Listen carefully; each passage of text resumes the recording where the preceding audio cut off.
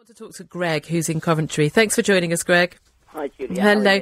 Very well indeed. All the better for talking to you. So now we've been talking about this extraordinary story today, this experiment that gives so much hope for people suffering from spinal injury after they experiments carried out on rats, which made it does look like it's within reach at some point that the people with spinal injuries may once again be able to walk. Does this affect you? Well, yes. Personally, I'm paralysed. Mm-hmm. I was paralysed. I'm 22 now, and I was paralysed when I was 7 years old. Right.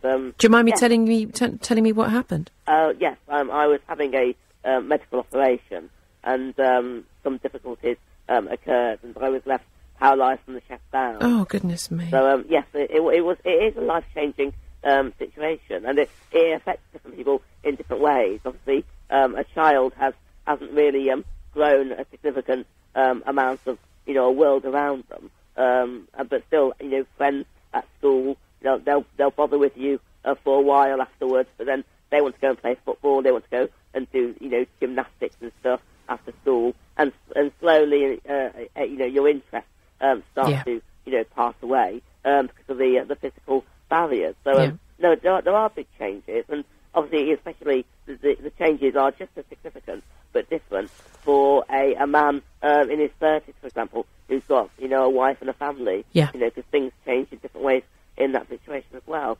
I just wanted to say that the developments that have come within the media today and also within the science journal, they are really interesting.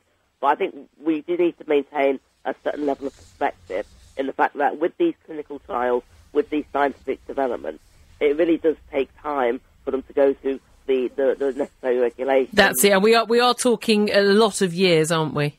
I would say, a good 20 to 40 years, to be honest, because even when they start human trials, it will be within test cases where they think they're going to have the best percentage of success, and then that will go back to peer review, and that will carry on for quite a long time.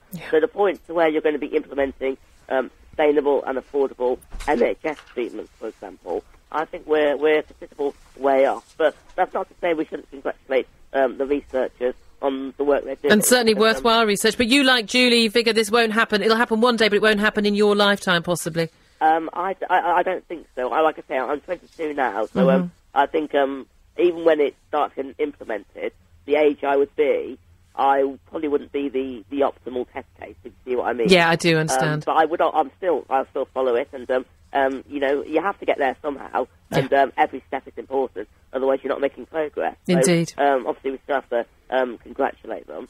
Certainly. But I think what's important is when you get developments like this in the media, it actually gives us an opportunity to raise the case for what experience is now for people with spinal cord injury. Exactly. And with other disabilities who rely on using wheelchairs. In terms of access to places, transport, the support they need from different areas of government.